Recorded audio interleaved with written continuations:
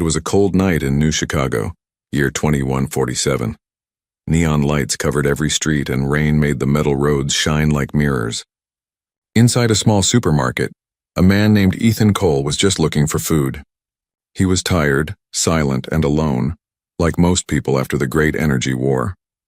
The store was quiet except for the sound of humming freezers. Ethan walked to the meat section, pushing his old shopping cart. He didn't know that this night would change his life forever.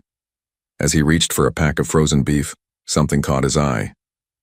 There inside one of the clear freezer boxes was not meat, but a woman. Her skin had a silver-blue glow, soft like moonlight. Her hair floated slightly, even though there was no wind. She was not human. Her face was too perfect, too still. On her arm, a small hologram tag blinked in red letters. Product, female specimen 042, 1,200 credits. Ethan froze. He thought it was a display, maybe some kind of robot. But then her eyes moved. Slowly they opened. They were bright violet like electric storms trapped inside. She looked straight at him. Ethan stepped back, his heart racing. "What the hell?" he whispered. The alien woman's lips moved, but no sound came out. Only her eyes begged, "Help me." For a moment, Ethan thought he was dreaming. No one else was around. The shopkeeper at the counter was asleep, his cyber arm still connected to a data pad. The camera above flickered, like it didn't want to see. Ethan felt something strange inside him. Fear, yes, but also something stronger, and pity. He had seen many things during the war, but never something this cruel. Selling a living being like a piece of meat. He looked closer at the tag. It said, "Origin unknown. Status contained. Not for public sale." And yet there she was on display like a product. He touched the glass. It was freezing cold. Inside she blinked slowly, her breath fogging the glass. Ethan whispered, "Can you hear me?" Her eyes moved again, once for yes. Ethan swallowed hard. "If I open this, they'll kill me." But then she looked at him again. This time her eyes filled with tears that shimmered like liquid light. Something broke inside him. He walked quickly to the counter. The shopkeeper looked up lazily, his mechanical eye glowing. "What?" Ethan pointed to the freezer. "How much for that thing?" The shopkeeper laughed. "You want that? It's not for you, friend. Government property." Ethan dropped a few credit chips on the counter. "How much?" The man looked at the glowing chips. That was more than a month's pay. "You serious?" "Yes," the man shrugged. "Fine, it's your funeral. Code 042, releasing." He tapped something on his data pad. A click echoed from the freezer. Ethan rushed back. The glass door unlocked with a hiss. Cold air burst out, and the woman fell forward and right into his arms. Her body was light, almost weightless, and her skin felt like cool silk. She whispered something, a language he didn't know, but her tone, it sounded like thank you. Ethan wrapped his jacket around her. "You're safe now. Let's get out of here." But just as he turned toward the exit, a red light flashed. Alert. Unauthorized biological release detected. The door slammed shut. Alarms wailed through the market. The shopkeeper jumped from his chair. "What did you do, idiot?" "They're coming!" Ethan looked around. There was nowhere to hide. The alien woman grabbed his arm weakly and pointed to the back door. Ethan kicked it open and ran into the dark alley, rain pouring down on both of them. Behind them, the sound of hover drones filled the sky. Ethan ran faster, holding the fragile alien woman close. "Hang on," he said. "I won't let them take you again." She looked up at him, eyes glowing brighter now. A small light appeared on her neck. A signal, or maybe a warning. Then she whispered in a trembling voice her first English words, "They will come for you, too." And before Ethan could ask what she meant, a blue beam of light flashed across the alley, hitting the wall beside them.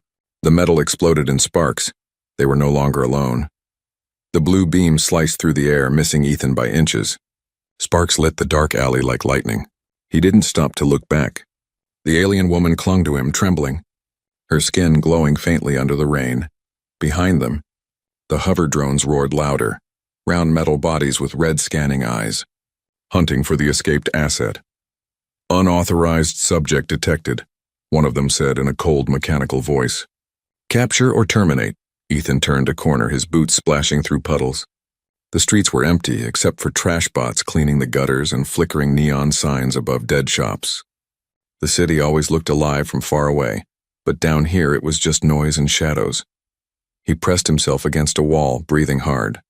The alien woman's hand was on his chest, glowing softly. "You're hurt," she said weakly. Her voice was soft, almost like music. Ethan looked down, a burn mark on his jacket from the beam. "It's nothing," he said. "We just have to keep moving." Her eyes shifted color, glowing pale white for a moment. "They're tracking me. You shouldn't have freed me." Ethan gave a short laugh. "Yeah, I'm starting to realize that." The sound of metal wings came closer. 3 drones hovered above the alley, scanning with red lights. Ethan grabbed the woman's hand and pulled her into an old service tunnel. They ducked inside just as another beam scorched the entrance behind them. Inside, it was dark and wet. The tunnel smelled like rust and oil. Ethan switched on his wrist light. The weak yellow beam cut through the shadows. The woman followed him silently, her bare feet making no sound.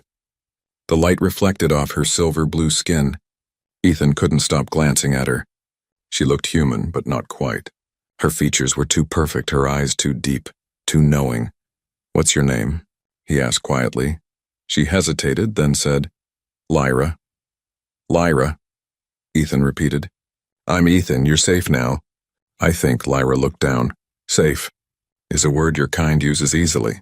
What do you mean?" She touched the wall. Her fingers left faint light marks, like energy flowing into the metal. "Humans took me from the sky," she whispered. "They called it harvest. They said I was property." Ethan frowned. "That's insane. Nobody can own you." Her eyes lifted to meet his. "Yet you bought me." That hit him like a punch. He opened his mouth to argue, then closed it. "I didn't buy you," he said quietly. "I was just trying to help." Lyra studied his face, then nodded slowly. "You are different. But they won't care." A distant rumble echoed from above. Heavy boots, not drones this time. "Soldiers," Ethan cursed under his breath. "We have to move." They reached a fork in the tunnel. Lyra suddenly stopped and pointed left. "That way. How do you know?" She closed her eyes. The markings on her skin began to pulse. "I can feel them. Machines, cameras, paths. My kind was made to sense energy." Ethan followed her lead. The tunnel curved downward and opened into a forgotten subway station. Broken trains sat like metal corpses, half buried in dust. Ethan helped Lyra sit on a bench. She looked weak, her glow dimming. "You need rest," he said. She shook her head. "No time." "They'll come soon." He sat beside her, pulling out a small metal chip. "This might help us." It was a data key stolen years ago from the military where he once served. He plugged it into a broken console and old screens flickered to life. "If I can jam their scanners, maybe." Before he could finish, Lyra touched the console. The screens glowed bright white. "You don't need that," she said. "I can do it." Ethan watched as streams of data flowed across the screens, security grids, drone paths, and coded commands. Lyra's eyes moved fast, reading symbols no human could understand. Then she stopped. "Done." The alarms outside went silent. Ethan blinked. "What did you do?" "I told them we never existed," she said simply. For a few seconds there was peace, only the sound of dripping water. Ethan finally relaxed a little. "You're full of surprises," Lyra smiled faintly. "You don't know the half of it." Just then the lights flickered again, but not from her. A red glow filled the tunnel. A human figure in black armor stepped out of the shadows, a plasma rifle aimed at Ethan. "Step away from the subject," the soldier ordered. His voice was deep, mechanical, enhanced. Ethan stood slowly, shielding Lyra. "She's not your subject." "She's alive." The soldier's visor flashed. "She's not alive." "She's classified property. And you've made a very expensive mistake." Lyra's hand trembled. Her eyes turned bright violet again. "Ethan," she whispered, "don't let them take me back." Ethan looked at her, then at the soldier. His hand went to his jacket pocket. The small pulse grenade he'd kept from the war. "Old tech, unstable, but maybe enough." He smiled slightly. "Then I guess we're both making mistakes tonight." He pulled the pin. A blinding flash filled the tunnel, and everything went white. A soft wind brushed over Ethan's face. He opened his eyes slowly, blinking against the bright light. Everything looked blurry. His head pounded, his ears still ringing from the explosion. Smoke curled through the air. Broken metal and sparks covered the tunnel floor. The pulse grenade had knocked out the soldier, and almost everything else.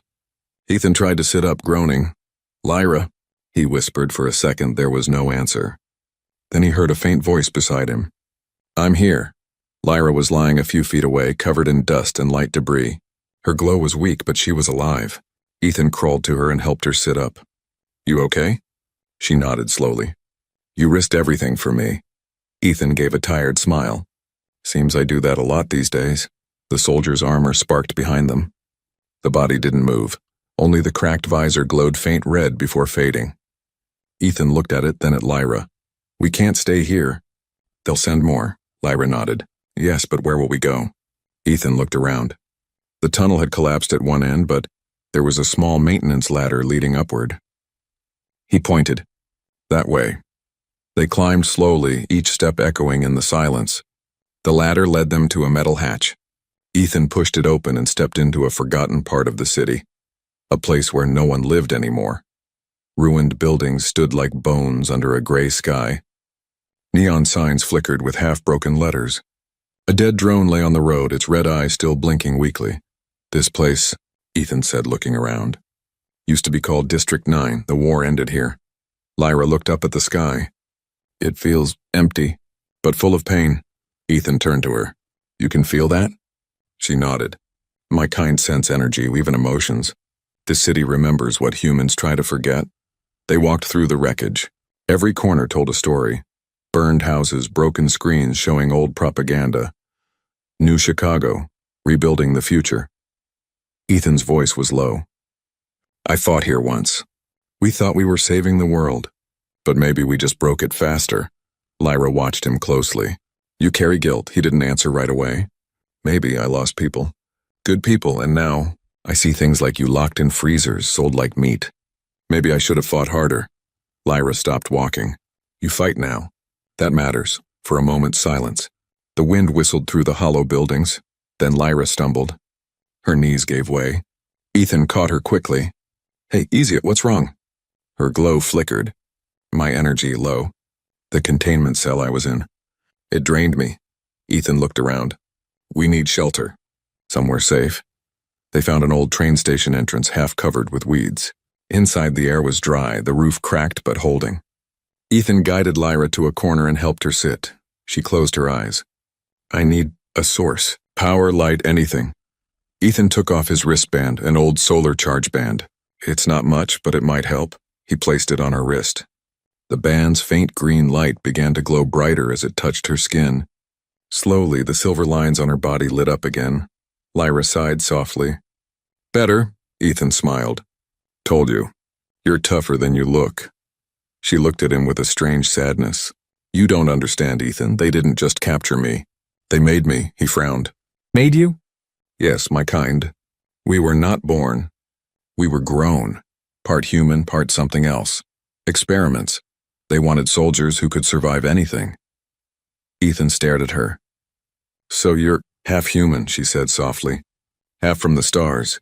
Ethan sat back, trying to process it. "That means someone, some human, started this." Lyra nodded. "A man called Dr. Core. He led the program. I remember his face every time I close my eyes. He said I was perfect. But when I began to ask questions, they put me in the freezer." Ethan clenched his fists. "That bastard." Lyra looked at him. "He won't stop. He'll come for me. For you too."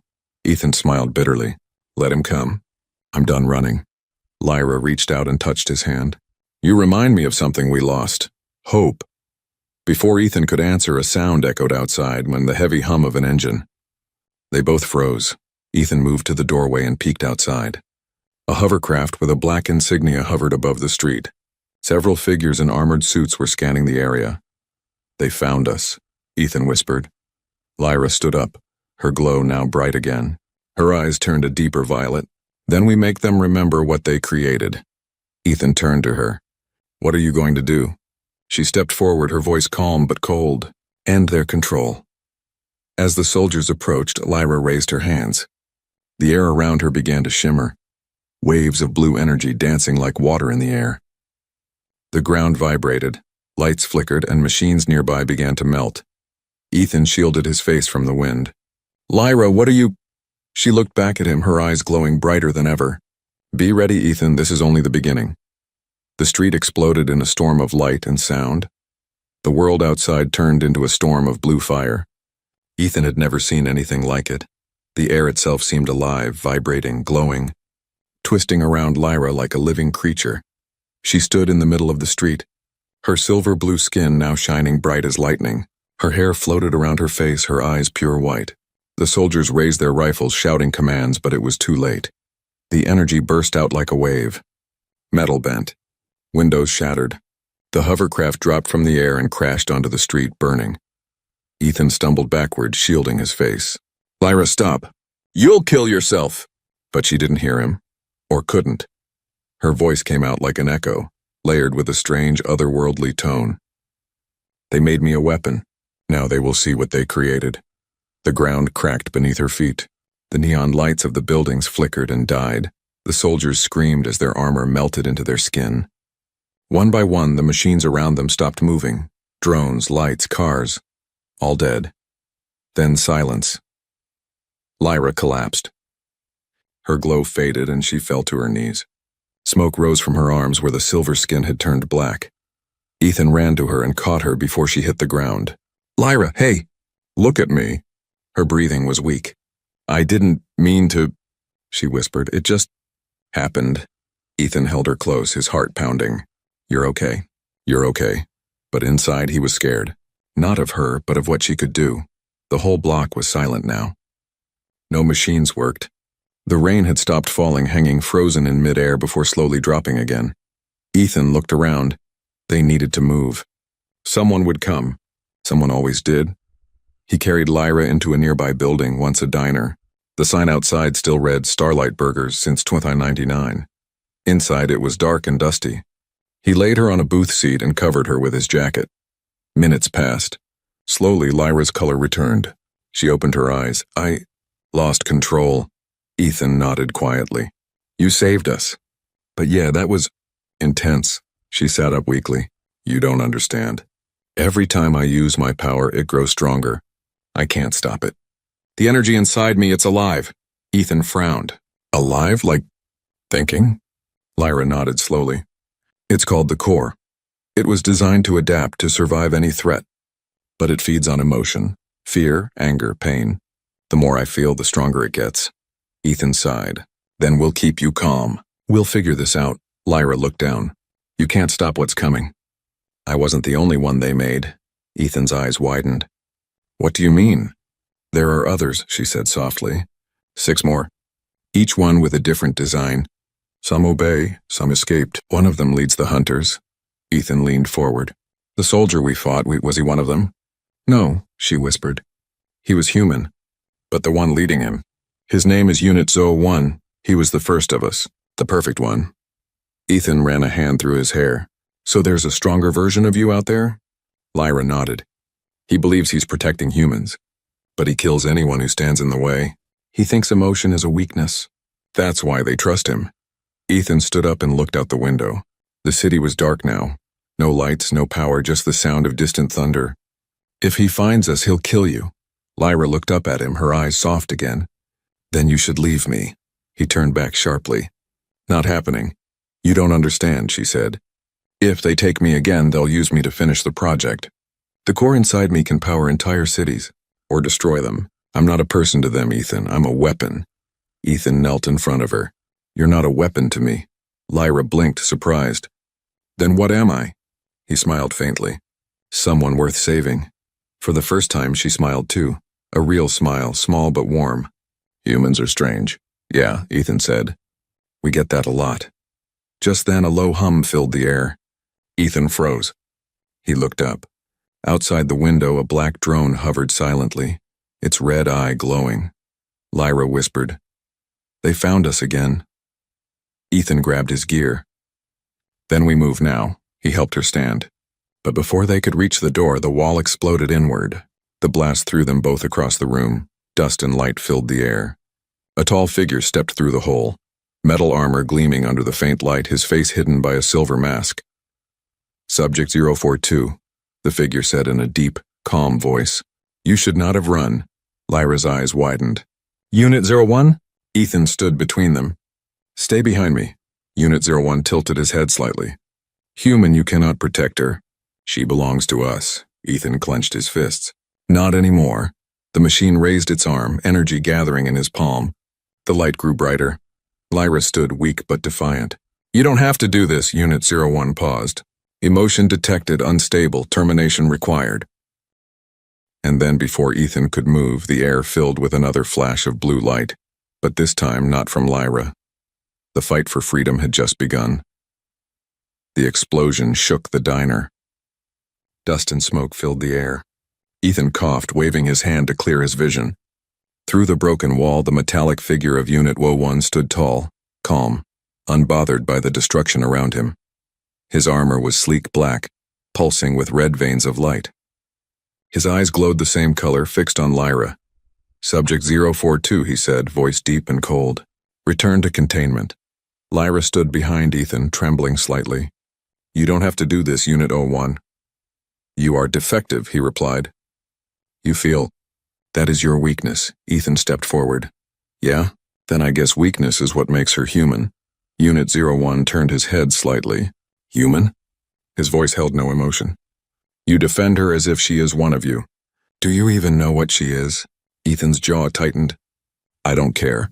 She's not a thing. And she's not your property. Unit 01 raised his arm, charging another energy pulse. Then you will share her fate. Before he could fire, Lyra shouted, No! And threw herself in front of Ethan. A blinding flash followed. The beam hit her square in the chest, and for a moment time stopped. The energy should have killed her. But instead it absorbed into her body. The glow in her veins turned from blue to white, brighter than ever before. Unit 01 stepped back, almost surprised. Ethan stared in shock. Lyra, are you okay? Her voice echoed softly. He gave me power. I'll return it. With a scream that shook the air, Lyra released the energy back at Unit 01. The blast threw him across the street, crashing into a metal wall. Sparks exploded as his armor cracked. Ethan ran to her, holding her before she collapsed again. Easy, easy, I got you. But she pushed his hand away weakly. We have to run. He'll recover. And she was right. Unit 01 stood up again, smoke rising from his armor. He tilted his head, scanning her. You have evolved. The core adapts. Just as he planned. He? Ethan asked, narrowing his eyes. Who's he? Unit 01 looked directly at him. Your creator, Ethan blinked. What are you talking about? Lyra looked at Ethan, confused. What does he mean? Unit 01's voice was calm, but every word cut deep. Dr. Core, your commanding officer. He made her. And he made you, Ethan froze. That's not possible. I'm human. Unit 01 took a step forward. You are the prototype, Ethan Cole. The first hybrid experiment. You were designed to bond with her core. To control it. The world felt like it tilted under Ethan's feet. He shook his head. You're lying. Lyra stared at him, eyes wide. Ethan. He backed away, breathing hard. No, I'm not one of you. I'm not. Unit 01 continued, unblinking. You served under Core's command. You volunteered for enhancement, you just don't remember. They erased your memory after the failure. Ethan's mind flashed with images. Flashes of cold metal rooms, scientists' voices, pain, light. And then nothing. He dropped to his knees. I remember something. The lab, the pain. Lyra knelt beside him, touching his shoulder gently. Ethan, listen to me. You are you. It doesn't matter what they made you for. Unit 01 aimed his arm again. He was made to control you, Subject 042. Together, you are the weapon that will end the rebellion. Return to the program or perish. Ethan stood up slowly, his face hardening. You want a weapon? You got one. He reached for his belt and pulled out a small metallic disc. Another pulse device, old and unstable. Lyra, when I say run, you run. She shook her head. No, I stay with you.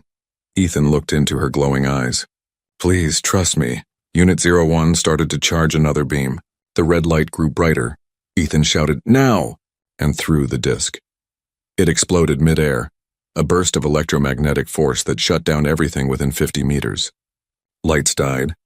The hover drones fell from the sky. Unit 01's armor flickered and went dark. Lyra grabbed Ethan's arm, pulling him through the alley as sparks rained around them. That won't stop him for long. I know, Ethan said, panting. But it buys us time. They ran until they reached the edge of the district, an old subway line that led underground. The air smelled of oil and dust. Lyra looked at him, still shaken. Is it true? You're like me? Ethan leaned against the wall, catching his breath.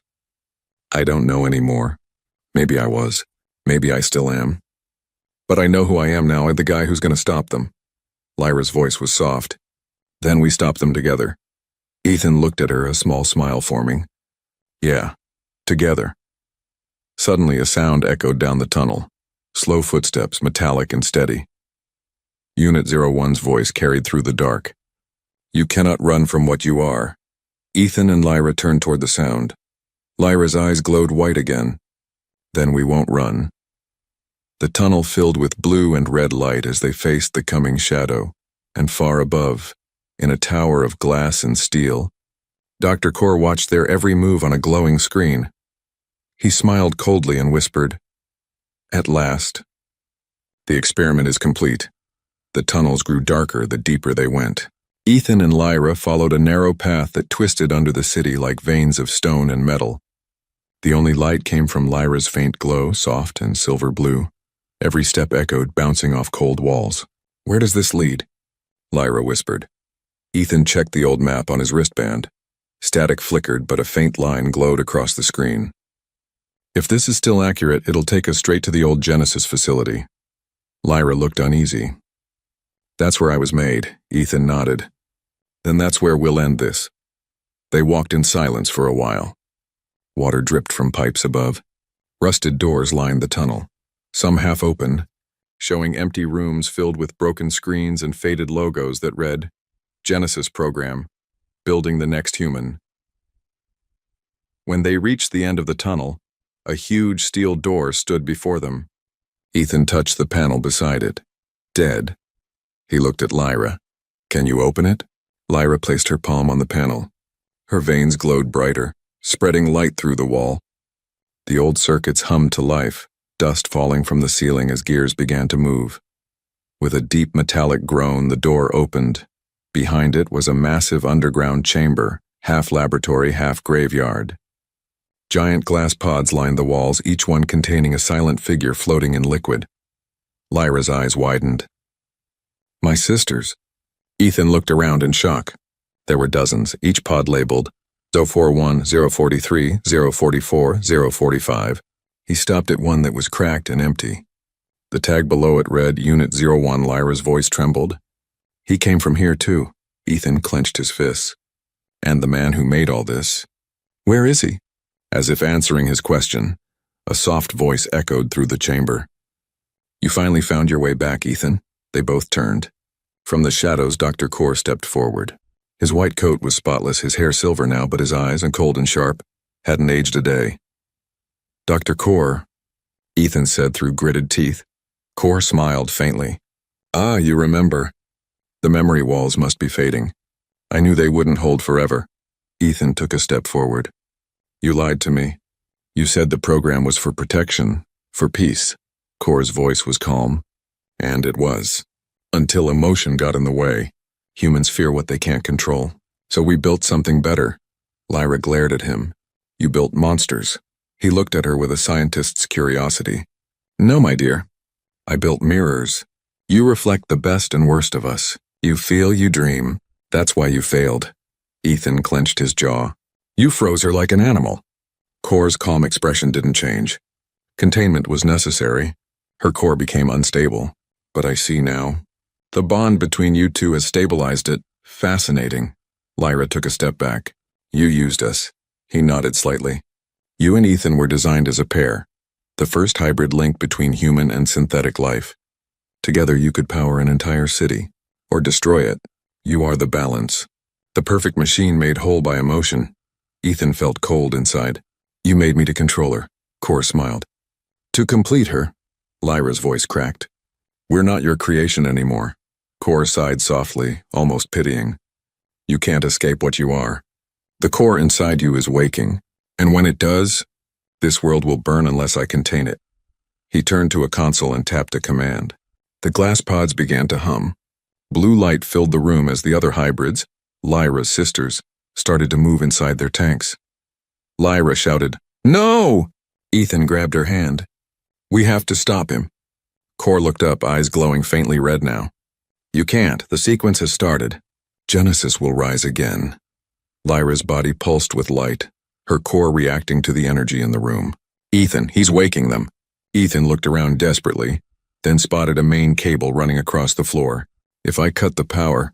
Before he could move, a mechanical arm shot from the ceiling, pinning him to the wall. Electricity surged through it. He screamed. Lyra cried out, running to him, but Cor's voice stopped her. "Step away, Subject 042, or I'll end him right now." Her glow flickered, fading. "Please don't," Cor smiled. "You can't save him and the others choose." Tears shimmered in her eyes. "No." Then Ethan's hand moved weakly. He pressed the small detonator from his belt. "Run, Lyra." A massive spark burst from the console, short-circuiting the entire lab. The glass pods shattered one by one, liquid flooding the floor. Sparks rained down as alarms screamed. Cor stumbled back, his calm breaking for the first time. "What have you done?" Ethan dropped to the floor, smoke rising from his jacket. "Something you should have done years ago." The facility shook. Lyra knelt beside him, holding his face. "Ethan, stay with me." He smiled faintly. "Looks like I'm not all machine after all." Behind them, one of the shattered pods began to glow. A new figure stepping out, its eyes red, its voice familiar. "Unit 01, reporting." Cor's expression turned to fear. "No, not you." The lights flickered violently. Lyra looked up, her glow rising again, and whispered, "Then we finish this, once and for all." The lab burned around them. Sparks rained from broken wires. Red alarms flashed across the walls as systems failed one by one. The sound of cracking glass and falling metal echoed through the underground chamber. Lyra held Ethan tightly. His body was weak, still shaking from the electric shock, but his eyes, his human eyes, were still alive. "Ethan, we have to move," she said. "He's still here." Ethan tried to stand, using her shoulder for balance. "Cor?" She shook her head slowly. "No. Unit 01. From the smoke, the sound of heavy metal footsteps grew louder. The air shimmered as the giant figure stepped forward, his armor still cracked from the explosion but glowing brighter than before. Unit 01 raised his head. His voice was deeper, colder, almost inhuman. "Dr. Cor is gone. I am in control now." Ethan looked around. Cor's body was nowhere to be seen. Only his lab coat burned quietly on the floor near the shattered pods. Lyra stepped in front of Ethan. "You don't have to do this, Unit 01. I was created to protect humanity," he replied. "And you are the threat. Your power is unstable. It must be neutralized." Lyra's voice trembled. "You're wrong. The real threat was him, the one who made us fight each other." Unit 01's red eyes flickered. "Emotion is chaos. Emotion destroys." Ethan spoke through gritted teeth. "Nog's emotion saves. It's the only reason I'm still standing." Unit 01 tilted his head. "You were supposed to be like me. Yet you failed. You became human." Ethan smiled faintly. "Yeah, best failure ever." The machine's hand glowed red. "Then you will be erased." A beam of energy shot from his palm. Lyra pushed Ethan aside, the blast hitting her square in the chest. She screamed, her body glowing white-hot as the core inside her erupted. The wall shook. Light burst from her body, blinding everything in the room. Unit 01 stumbled backward, his armor cracking under the shockwave. "Impossible. You can't control it." But Lyra stood tall, her eyes pure light now. "I'm not controlling it," she said softly. "I'm freeing it." Ethan shielded his eyes, watching her float slightly off the ground. The glow around her grew stronger, calm, not wild like before. It was beautiful. Lyra looked down at Ethan, her voice soft.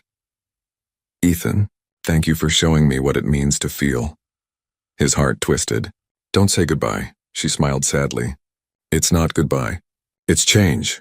Unit 01 roared and charged, swinging his metal arm like a blade. But Lyra caught it midair, her hand glowing white. The metal sizzled under her touch.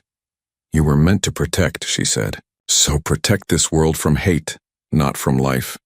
She released another pulse of energy, sending him flying across the chamber. His armor shattered as he hit the wall, the red light in his eyes dimming. The core's light filled the entire room now, melting the lab's machines and dissolving the broken pods. Ethan stumbled forward shouting, "Lyra! Stop, you'll burn yourself out." Lyra turned to him, tears glowing like stars.